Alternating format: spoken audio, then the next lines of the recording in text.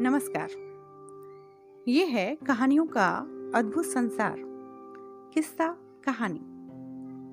मैं रीता चंद्रा आज आपके समक्ष प्रस्तुत हुई हूँ सोमनाथ ज्योतिर्लिंग की स्थापना से जुड़ी एक पौराणिक कथा को लेकर। प्रजापति दक्ष ने अपनी 27 कन्याओं का विवाह चंद्रमा से किया था। दक्ष कन्याएं चंद्रमा को अपने पति के रूप में पाकर बहुत प्रसन्न थी, परंतु चंद्रमा उन 27 पत्नियों में से सबसे ज्यादा प्रेम रोहिणी से करते थे। इस बात से दुखी होकर बाकी सभी स्त्रियां अपने पिता दक्ष के पास चली गईं। अपनी पुत्रियों की व्यथा और चंद्रमा के दुर्व्यवहार को सुनकर प्रजापति दक्ष भी बहुत दुखी हो गए। उन्होंने चंद्रमा से भेंट कर कहा, तुमने निर्मल व पवित्र कुल में जन्म लिया है, फिर भी तुम्हारा अपनी पत्नियों के साथ भेदभावपूर्ण व्यवहार क्यों? सभी पत्नियां तुमसे मिलने वाले प्रेम की समान रूप से अधिकारिणी हैं, तो किसी को प्रेम कम और किसी को प्रेम अधिक क्यों? ऐसा सौतेला व्यवहार क्यों? प्रेम पूर्वक समझाते हुए प्रजापति दक्ष ने चंद्रमा से कहा, अब तक जो दुर्व्यवहार तुमने किया है उसे अब नहीं दोहराना और प्रेम पूर्वक जीवन यापन करना। इस बात की उम्मीद लिए प्रजापति दक्ष आश्वस्त होकर लौट गए, किंतु ऐसा नहीं हुआ। चंद्रमा की अपनी पत्नी रोहिणी के साथ इतनी आसक्ति थी कि उन्होंने निरंतर अपनी अन्य पत्नियों का तिरस्कार ही किया।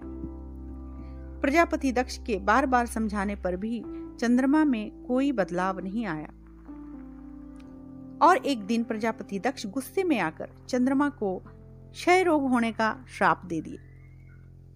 क्षण भर में चंद्रमा क्षय रोग से ग्रसित हो गए, क्षीण हो गए। उनके क्षीण होते ही सर्वत्र हाहाकार मच गया। सभी देवगण और ऋषिगण भी चिंतित हो गए। तब सहायता के लिए समस्त गण मिलकर ब्रह्मा जी के पास गए।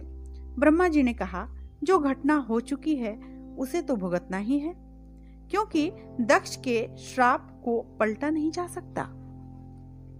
परंतु एक उपाय है, अगर चंद्रमा देवताओं के साथ कल्याणकारक शुभ प्रभास क्षेत्र में जाकर विधि पूर्वक मृत्युंजय मंत्र का अनुष्ठान करते हुए श्रद्धा पूर्वक भगवान शिव की आराधना करें और अपने सामने शिवलिंग की स्थापना करके प्रतिदिन कठिन तपस्या करें और जब इनकी आराधना से प्रसन्न होकर भगवान भोलेनाथ प्रकट हो जाएं, तो इन्हें क्षय रोग से मुक्ति मिल सकती है। ब्रह्मा जी की आज्ञा को स्वीकार कर देवताओं के संरक्षण में चंद्रमा ने कल्याणकारी शुभ प्रभास क्षेत्र में घोर तपस्या की।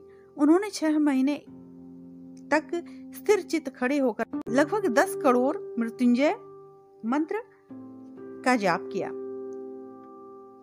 भगवान शिव की आराधना की और फिर एक दिन प्रसन्न होकर भगवान शिव प्रकट हो गए और चंद्रमा को उत्तम वर फल स्वरूप क्षय रोग से मुक्त कर दिया। साथ ही भगवान शिव ने कहा कि तुम्हारी कला प्रतिदिन एक पक्ष में क्षीण हुआ करेगी, जबकि दूसरे पक्ष में प्रतिदिन निरंतर बढ़ती रहेगी। इस प्रकार तुम स्वस्थ और लोक सम्मान के योग्य हो जाओगे। तब उन्होंने भक्ति भाव पूर्ण भगवान शंकर की स्तुति की। इस स्थिति में निराकार शिव उनकी दृढ़ भक्ति को देखकर साकार लिंग के रूप में प्रकट हुए और संसार में सोमनाथ ज्योतिर्लिंग के नाम से प्रसिद्ध हुए। तो ये थी सोमनाथ ज्योतिर्लिंग के उत्पत्ति की पौराणिक कथा। आप सुन रहे थे फलक चैनल के सौजन्य से किस्सा कहानी, रीता चंद्रा की आवाज में। धन्यवाद।